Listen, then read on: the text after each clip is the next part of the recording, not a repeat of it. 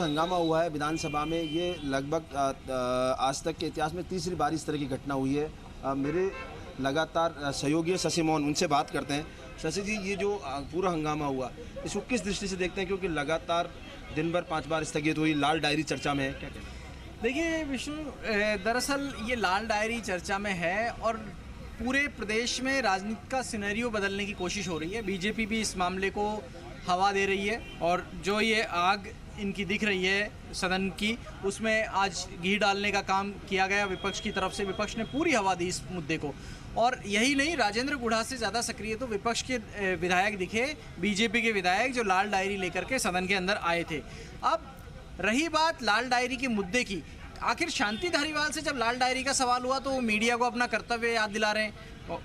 उनका शुक्रिया भी अदा किया मीडिया ने कर्तव्य याद दिलाने के लिए, लेकिन लाल डायरी क्या वाकई हुई है घटना? और अगर हुई है तो क्या जिन लोगों के लिए, जिन नेताओं का नाम राजेंद्र गुढ़ा ले रहे हैं कि वो उनके साथ गए, क्या इस घटनाक्रम के वो साक्षी हैं? वो चुप्पी क्यों साधे हैं? क्या वो इस मामले पर कुछ बोलेंगे?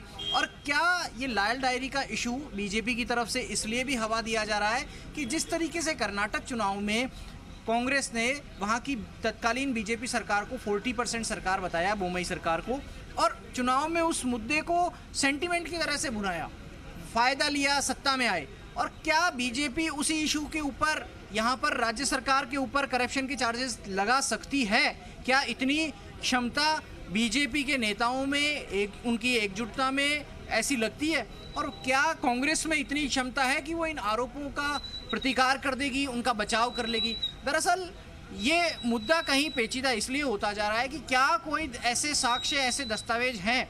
देखिए, पूरे घटनाक्रम में एक बात कहूँगा, अभी तक राजेंद्र गुढ़ा ने मुख्यमंत्री के खिलाफ बोलते समय भाषा का ध्यान रखा है, शब्दों का ध्यान रखा है, और मुख्यमंत्री पर सीधे तौर पर कोई बड़ा आरोप नहीं लगाया है। ये बात सही है, उन्होंने कहा है कि मुख्यमंत्री ने डायरी लाने के लिए भेजा था, लेकिन वो ये जो लेन देन की बात कह रहे हैं उसमें अभी तक किसी का नाम नहीं लिया है उन्होंने। अगर वो इस पूरे मामले के तथ्य रखना चाहते हैं तो क्यों नहीं वो सदन के सामने रखते, क्यों नहीं वो सार्वजनिक रूप से उनको जारी करते, क्यों नहीं वो प्रेस कॉन्फ्रेंस बुलाते? और अगर ऐसा हुआ तो कौन सबसे पहले रडार पर आएगा?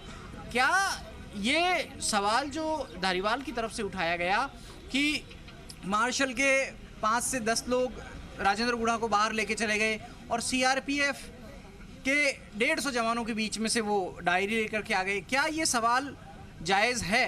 देखिए, दरअसल जब भी इस प्रकरण की चर्चा आती है तो चाहे राजेंद्र गुढ़ा हों, उनके करीबी हों, या कांग्रेस पार्टी के दूसरे लोग हों, अलग अलग तरीके से इस पूरे वाक़ये का जिक्र करते हैं। इसलिए भेजा हो, इसमें कोई बड़ी बात नहीं है, लेकिन वहाँ से कुछ लेकर के आया जा सका हो, इसको लेकर के सवाल उठते हैं। और वो सवाल तभी शांत हो सकेंगे जब राजेंद्र गुढ़ा या उनके साथ जाने वाला कोई, या उनको भेजने वाला कोई, या जिसके घर से लेकर के आए धर्मेंद्र राठौड़, कोई आए, सामने बात रखे कि कुछ वाकई था या नहीं था, और अगर वो डायरी थी, अगर उसमें पैसे का लेन देन था, तो वो किस किस को पैसा दिया गया, किस किस से लिया गया, कहाँ से पैसा आया, कहाँ से गया।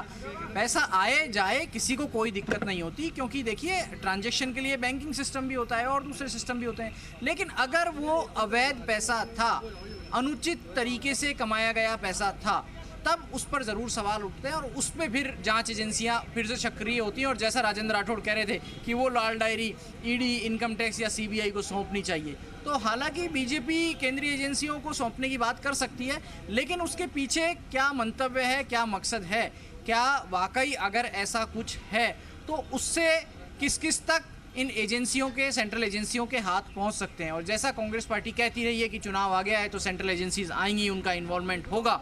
सवाल ये भी कि क्या ईडी की कार्रवाई इतनी कमज़ोर होती है कि वो किसी नेता के घर पहुंची और वहां से कोई दूसरा व्यक्ति जो जिसका वो घर नहीं है वो उसमें दाखिल हो, वो उस सामान को या डायरी को ढूंढे और वो लेकर के चला जाए? ये सब बातें अलग हैं, लेकिन बदले हुए परिदृश्य में सभी की कोशिश, इस सदन के जो मौजूदा 199 विधायक हैं, सभी की कोशिश है कि वो चुनाव जीते और वापस आए। राजेंद्र गुढ़ा विष्णु, यहाँ मैं एक चीज और समझना चाहती हूँ, आज से ठीक पहले जयपुर के कुक्स में गुढ़ा सीएम को जादूगर कहते थे।